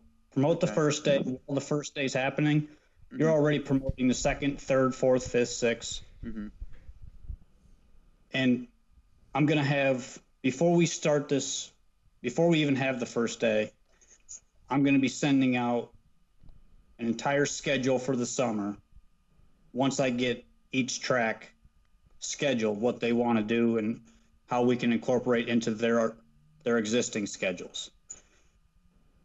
So when I do that, I want to make sure I'm not stepping on any toes within the management and marketing departments at the tracks that they already have.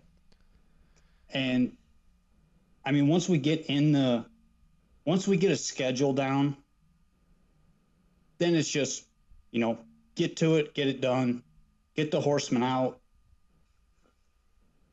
promote. Promote is the key for this entire thing. No, Rod. And really, it's self-promotion. Now, Rod, you brought up an interesting promotion that I'm not sure you're even aware of. When you get these drivers down to the bars, right? I got 2 words for you, all right? Driver tosses. Get people in the bars to throw drivers across the room, kind of like. No, that's midget tossing, not driver tossing. But think of this as an upgraded version. I mean, they have helmets. What bad thing can happen? Yeah, but these guys aren't jockeys. It's not like it's you can't call them midgets anymore. You have to call them little people. Politically correct. Hello. Well, these are also the same dwarves that live within the vending machines that are also related to Jeff midget. Sessions. I still say midget. I think midget's still a proper term. I don't feel like they should be offended by midget. Yeah, Mike is a freedom fighter. Here's a story about drivers at a bar. This sounds like you're setting up a joke. And, Did you hear about the one where the drivers set up in the bar? It's not podcast appropriate, so I'm not going to do it. But it was a very funny story. I'll have to tell you personally. Thank you for the consideration, Rod. It touches all holes inside of my heart. Total tease. You mean? I'm telling you, the drivers are fun, man. All horsemen, when they go out, and horsemen are great with interacting with people. That's the thing. And I think the track management doesn't realize that. I don't think track. Well, I feel like promotion is completely people. Secondary to anything else on any racetrack, in my opinion, especially harness tracks. Plus, I don't think track management realizes how great of an asset I would be to any track. Hello, racetracks, I'm available. Jeez. You're getting there. Just relax. Your day will come. But it's not now. You want to know the problem? You don't have that piece of paper signed by a college dean. That's the problem. Oh, that's great. Like, I have experience. I've been places. I know things. People don't about that. I host a popular radio show. That's never had a job over somebody that has experience. But again, I host a popular radio show heard by the trillions. This is not about you, Ray. Stop making it about you. That's true. It's about the cause. And I am the cause. No, I'm not the cause. Why aren't the tracks promoting, the guys that are podcasting and doing stuff like that? They're not. They have no interest in it. Mm-hmm. I mean, they barely promote themselves, let alone anybody that's trying to promote the sport. Like us.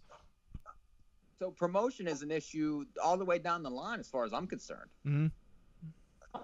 That's why I started this initiative myself, because I've tried to, I don't want to say people at the, but I've kind of brought it up before. When I was in the business, I was there every night. I talked to GMs, owners, track owners, mutual managers, all the way down the line. I've talked to everybody.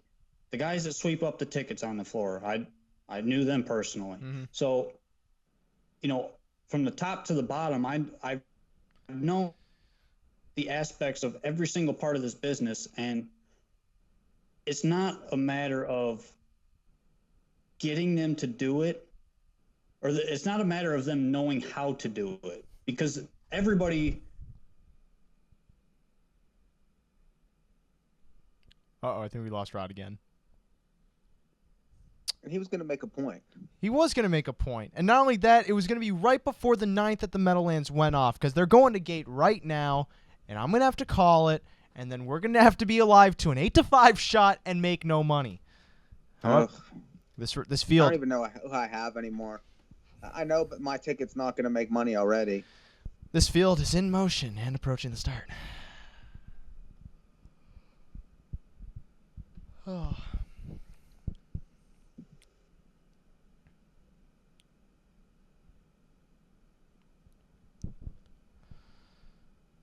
Often trotting Lion Brand, leaving out towards the center. Sheer Assault 2 to his outside, and Celebrity Ruth, who timed the gate, gets to the rail and to the lead as they move around that first turn. Shack to the rack.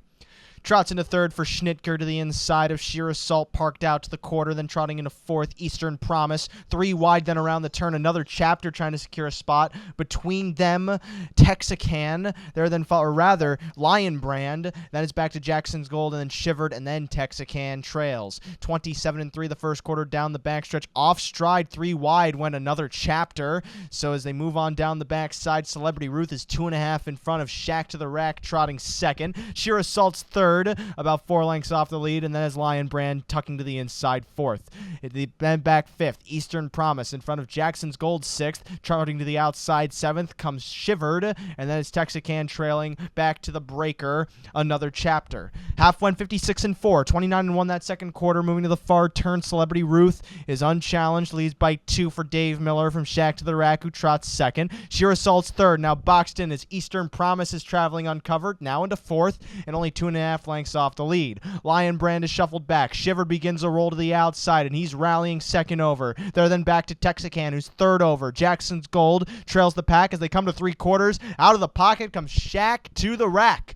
After Celebrity Ruth in 125-4 as they move to the top of the stretch. Celebrity Ruth still in front by 2. Shack to the Rack, ducked back to the inside, trotting second. Sheer Assault's third. Off cover towards the back comes Shivered, and deeper on the track is Texacan. 8th to go. Celebrity Ruth is clear. It's Celebrity Ruth coming to the 8th pole, 2.5 in front of Shack to the Rack, trying to hold second. Shivered is trotting up into third, but it's Celebrity Ruth in hand. Celebrity Ruth wins from Shack to the Rack, Shivered, and Sheer Assault. 154. Now I think Rod. What was the price there? 3 to 5? 8 to 5. Yeah, Rod was dropped from the call. Let's get him back on. Unless he finally broke his tablet. Unless he bailed. I'm just afraid that he might have burned his house down. Okay, so you're safe. You haven't done any harm to yourself. I almost did. I know you, and I know you would have. That's why I was worried. So you were about to make a point when you left the call. What was that point? My internet made me leave. But what was that point? The point was they know how to promote.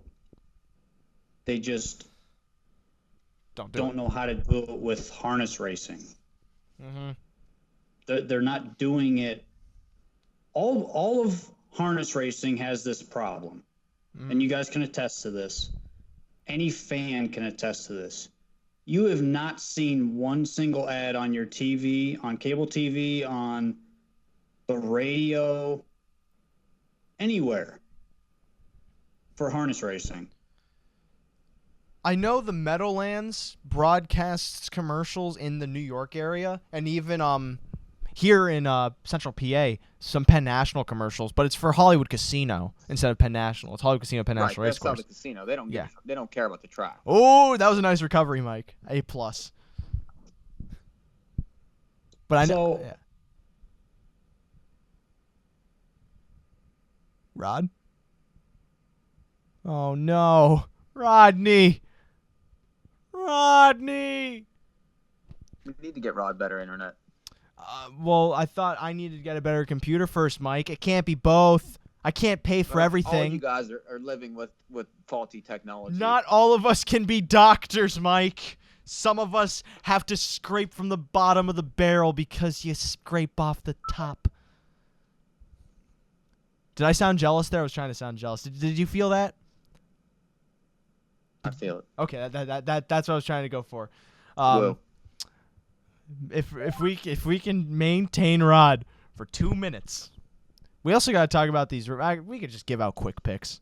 This is a more important conversation than our handicapping. Rod. Okay, so before my internet goes out again, I'm going to make one more point here. All right. And I'll stay on. I'll stay on as long as my internet lets me and you guys let me. So. All right. Shoot. So my other point that I want to get across with this is, this is going toward the 21 to 35 age demographic. That's who we want at the track, because now it's just 60-year-olds in the grandstands. And nothing against them, but that, it gets a little stale. Mm-hmm. So what I want to do is I'm working with the guys at Off and Pacing, the new horse racing app. Mm-hmm. I'm working with them. I'm trying to get them involved in this as well. We can get these kids. The technology is what's going to keep these kids coming back. Mm-hmm. Midweek, they're going to enter their horses on their virtual stable, and they're going to think, hey, there's an event at the racetrack this weekend. Mm-hmm. I'm going to go. And then Off and Pacing, their audience is going to keep growing. We incorporate them into it. They're already incorporated.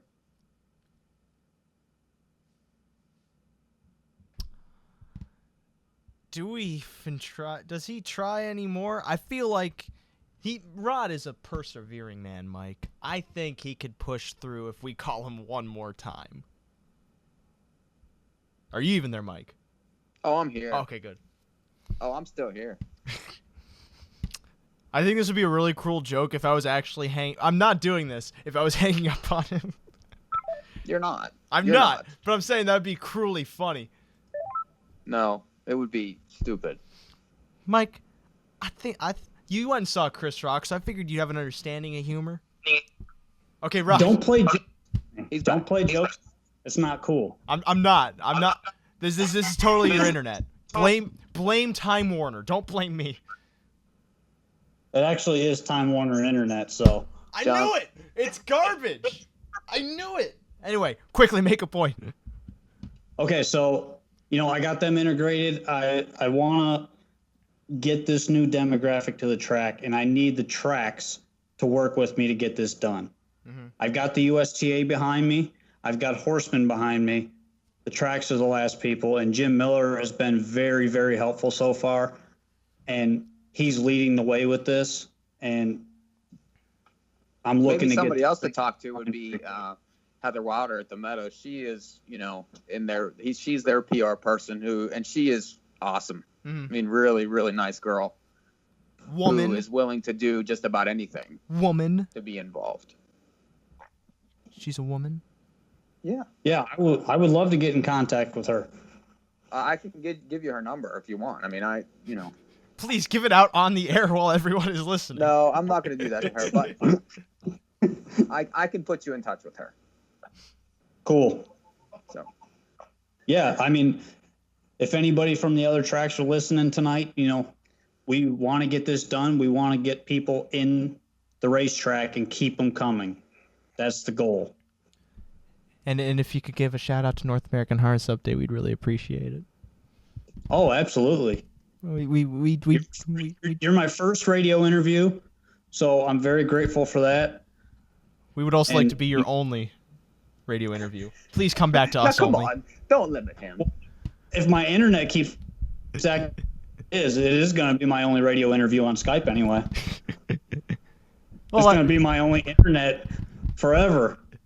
Mike, we need an edge though, and we got Rod Allums on our side.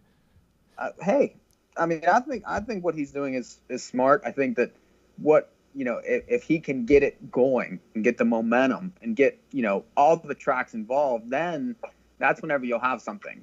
Mm-hmm. Which Rod, if you're still there, do you have a set date on when all this this initiative is actually going to start kind of technically kicking off? I'm gearing on a safe side, I'll say probably the end of June. Mm-hmm. So roughly 5 weeks. On a very positive side, I'll say 3 weeks. Oh, I was going to say tomorrow. Oh, yeah, right. No. That ain't going to happen. There's this really stupid moth flying around me, and it's just going in circles. I think it watched the horses, and it's getting inspired. Ooh, it's so pretty. Die! Anyway, Animal Again. abuse. Out of nowhere. Call racetrack. PETA. Somebody call PETA. If there are racetracks listening out there, please promote us. Oh, I don't Rod. see why not. I mean, you guys are awesome. I know I'm awesome. You don't have to tell me I'm awesome. I already know. He knows. And We established early in the show we were more awesome than you, but go on. you established amongst yourselves. Everybody else knows I'm awesome. See, this is the alpha dog coming out. That's what this is.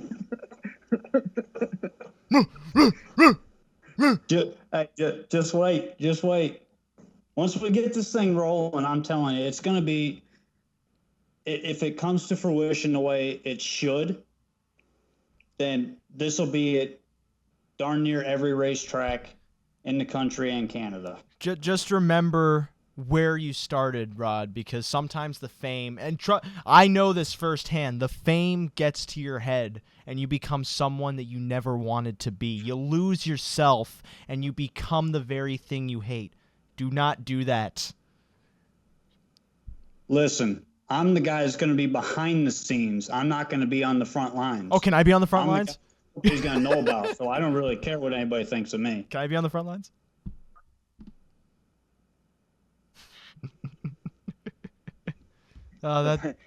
Just take him with a grain of salt sometimes. You can't. That was a bit. I was doing a bit. Yeah, he's always doing a bit. That's the thing. Like, this guy's like trying to promote himself and do something. You're doing a bit. No, see, I don't want people to think I'm promoting myself. Well, not yourself, but I'm talking about what you're trying to do. That's all I'm saying. Not you directly, just what you're trying to do. That's all. But I mean, Ray Cotolo's a brand. That's what we got our own. No. We got our own clothing. We got our own shoes. We got our own necklaces. That'd be. Okay, LeVar Ball. Would you call me Ron Paul? I said, yeah, LeVar Ball. Oh. Anyone cares? Penguins 3, Ottawa 2. Why would anyone care about hockey on a horse racing show? Also, why is miscued 2-1? Ray, I told you this last week. You did? Get the sports in the show. I'll be on here every single week if you get the sports in the show. Oh, you did tell me you're that. a Penguins fan. You a Penguins fan? Come on, I'm a Blackhawks fan. Oh, fight each other now. Sorry for that. God, you You're guys At least sorry. we're still playing. At least we're still Sorry, playing. my team went. You guys are no fun. I gotta do all the bits myself. Just not your year. That's just, that's how it goes. No, this year was not our year. No, but definitely not. I'm a diehard Cubs fan. Oh, And- no. Yeah, I've been a Cub fan my whole life, so don't put me on the bandwagon. No, I get it. I traveled to LA and went to all the NLCS games last year. Wow. We spent a lot of money doing it. I would think so. And trust me, we don't make that much, me and my buddies. So What It- were it you was- thinking? What were you thinking? Game 7, like World Series. I've never been that nervous in my life. See, I'm a Pirates fan, but it was just nervous. I actually felt good for the Cubs last year just because it was finally their turn. You want to know the worst part? I live in Ohio now, Northern Ohio. And every single person out here is an Indians fan. It's the Well, Native Americans. You got the last laugh. I showed up to work the next day wearing my Cubs hat. Oh no! Did they beat you to death? I was up till 4 or 5 in the morning. Went to work at 6:30. Showed up with my Cubs hat on, and I got the dirtiest looks for about 2 weeks. Hey, you got to support your team. The lady that works with me didn't even talk to me all day. I think what you need to say then But is, hey, imagine how you would have felt had it gone the other way. It's like I'm not even here anymore. Well, you don't know about baseball. Or No, I was hockey gonna say what Rod should have said to his co-employees, his comrades. What do you call them? What do you call people you work with? His employees. Colleagues? Your colleagues. That's what I was trying to think of. You should have said to your colleagues, look, it was either the Cub hat or no clothes at all. You decide which you want to see. And then they'd go, I mean, I kind of want to see you naked, but, I mean, that would mean no Cubs hat. That becomes a philosophical question. Would you rather... Yeah, but the thing, if I get naked, I don't want to know what the potential side effects of that are going to be. Why are we talking about dudes being naked? It could be nausea, anxiety, stroke, depression, anything. Who brought this up? Stop. You guys were the most fun in the world, and that's increasingly becoming less true. Oh my God. Sorry, Mike is an uber heterosexual. Do you want my picks for the Meadowlands? Ooh, you have picks? Give it to us. Hold on, let me find my paper here. You offer them, but you don't even have them. For all we know, you're just going to copy my numbers. No, right. I don't even know what your numbers are. I was listening, but I still don't know. That's what someone who doesn't want to admit they know my numbers would say. That's what somebody who knows how to handicap would say. Oh, here he comes. Oh yeah, well your mom smells. Oh. Wow. Where the heck did I put that? That was a burn. Honestly, like I don't even know where my pen went. I was writing stuff down and don't even know where I put it. Let's look at some will pays. Let's get some will pays in here. We're on the 10th race, right? Yeah, 10th race. Yeah. 3, 4, 5, 9. 3 is the long shot special. All right, so what are we seeing there? The two final quarters, is that what you're looking at? Hang on, let me pull my here's what program back up. So the these are the will pays. For 50 cents, the 4 is returning 8.15. Oh my God, 8.15. The 8 is returning 150. The 9 is returning 45, and the 11 is returning 125. And the 11's taking a lot of play right now.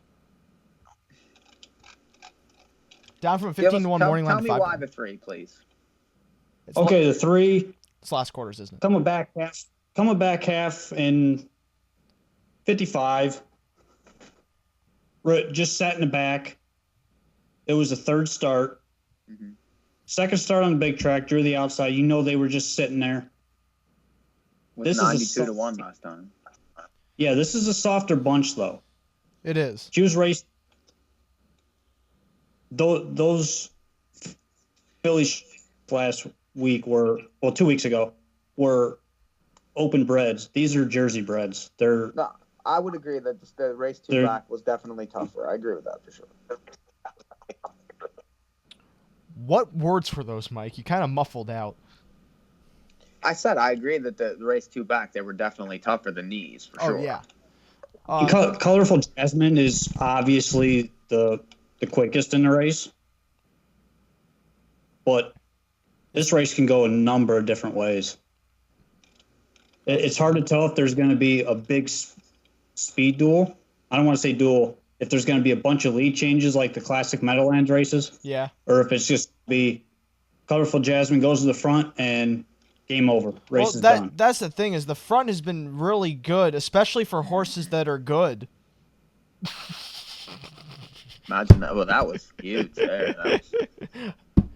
You see, I'm full of these things. I think that these fuller fields with the 11 and 12 horse fields really make for better racing because, the horses on the outside can't get easy spots. They have to actually, continue on.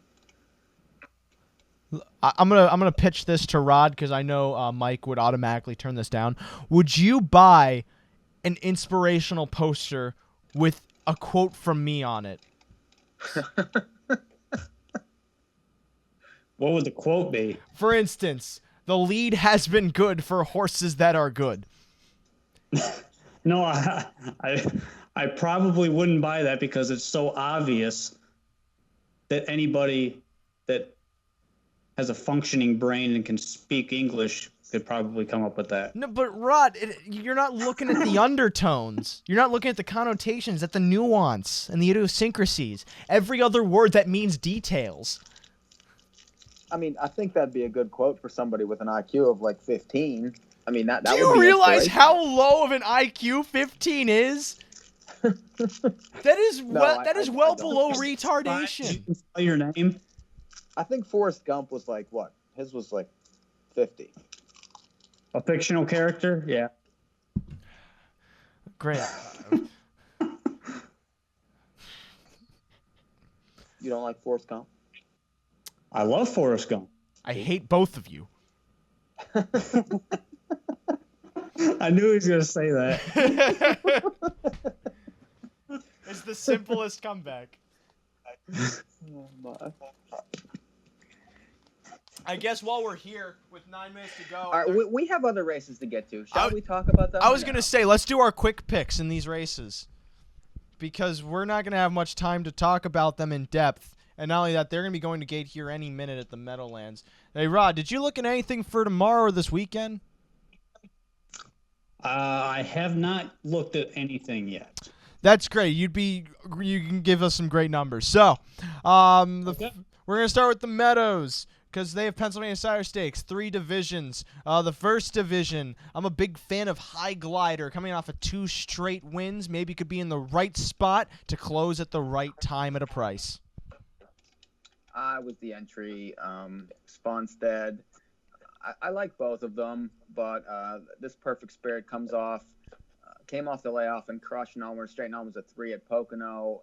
Came home 28 and a 55 at 4 Mile. I like that. And then the 1A, it's Charlie Norris. 2 races at the Meadowlands that were decent. A 3rd start back, raced in late closes at Lexington last year. So I like those 2 in this race. Give us a number, Rod. Awesome. The second division is the 6th race. In here, okay, Rod is officially gone. Andy M is my long shot, coming off of 2 wins over in Ohio. Ships in here, raced well towards the end of last season against Stakes Company. Could be ready to bounce here. And not only that, well, not bouncing would be bad. Could be ready to win here. Not only that, had a good race here at the Meadows last season in the Keystone Classic. Interesting. I like the 6. Gustavo Firing. It's Herrera. Raced well in the Dexter Cup. Finished 2nd in the Elim and in the final to Lord Cromwell. Then went to Pocono and a straight on was a 5 a week later and won at 3-5. So has some back class. Made 93,000. Should be a little bit of a price. Now we're gonna have to hold off the rest of these races. Now we're 10 seconds away from post for the last leg of this pick 4 to determine how broke we get or how rich we get. Who knows? That's part of the miss. Either way, Mike loses. There's no light at the end of this tunnel for you. Yeah, I don't care. If you think I'm going to sit around and catch $8 pick 4s, you're wrong. I don't care. Gotta get... Rod just seemingly popped back into the call. Hi, Rod. Okay, he's still gone. But they're lining up here for the 10th race at the Meadowlands. New Jersey Sire Stakes. More than full field of 11 lining up here. Gapping the start. Well back the 2 Majestic Dreams.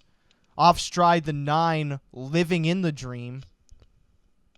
And then Paisley Sky is gapping the gate, trying to time it. The rest are on gate and approaching the start.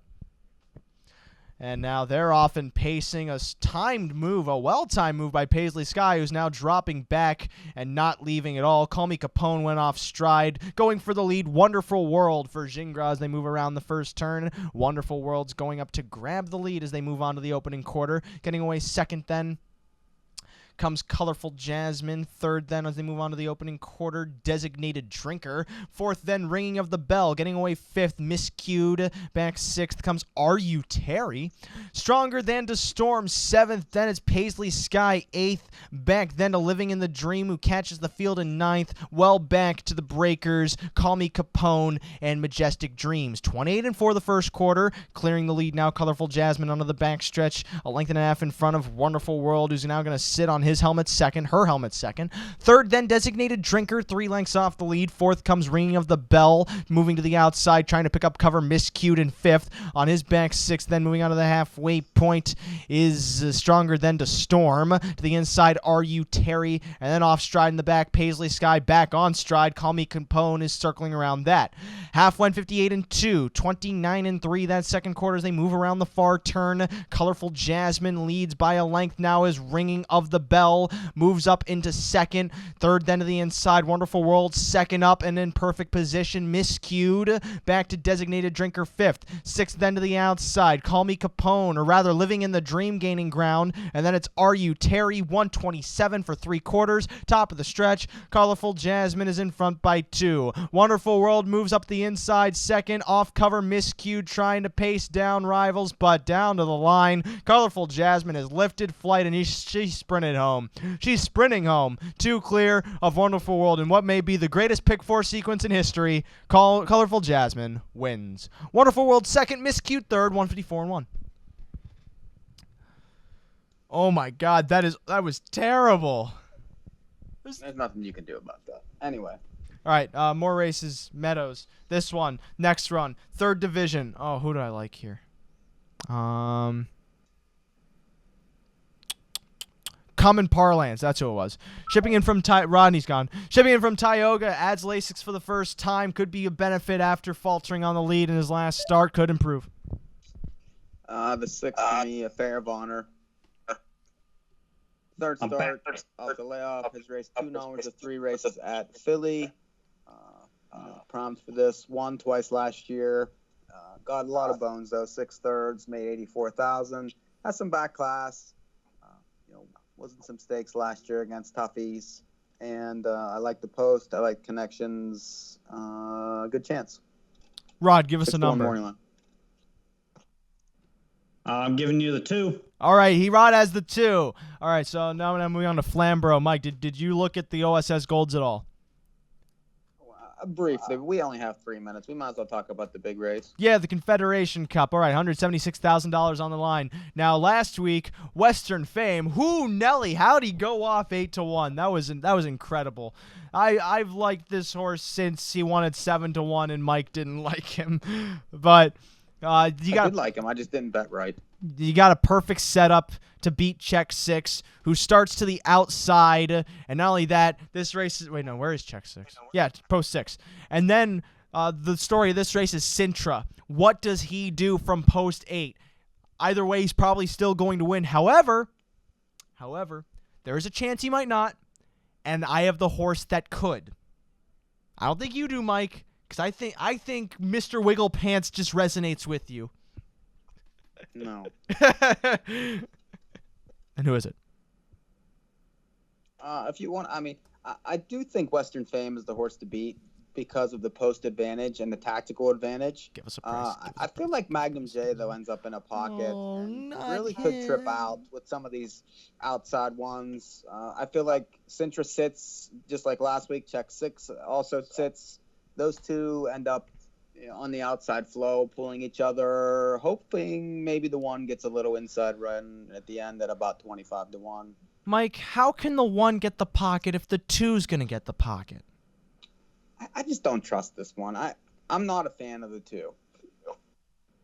I mean, the 2 fell into the lead last time. No Jingra sitting on this horse this time, not getting the front. The 4 is getting the front. The 1 is getting the pocket. No. No. I mean, the 4's going to leave. The 6 is going to leave without a doubt because the 6 is very one-dimensional. Although that last race might be a sign that maybe they're going to try from off the pace. But either way, if the 4 gets the lead, the 2's just going to let him go. Is he not? Because the 2's going to leave. Why would you sit with the 1 from the 1 hole? That's his only chance. But he hasn't shown much speed. He got away fourth in his elimination. Well, this is a whole different ball game here. Okay. All right. Rod, give us a number. I'm going to go with the 2. Yeah, Rod likes me better than you. Thank God this is over. Next week, we cure cancer. For now, I am Winsby Thingledorp with my co-hosts, Mike Pribozie and Rod Allums Jr. This has been another edition of North American Horse Update. Tomorrow's the Preakness. I got the horse that's going to win. His name is Conquest Mo Money. Classic Empire. Him from me. And that's all I got. For now, sit back, relax, and let life take you down the road.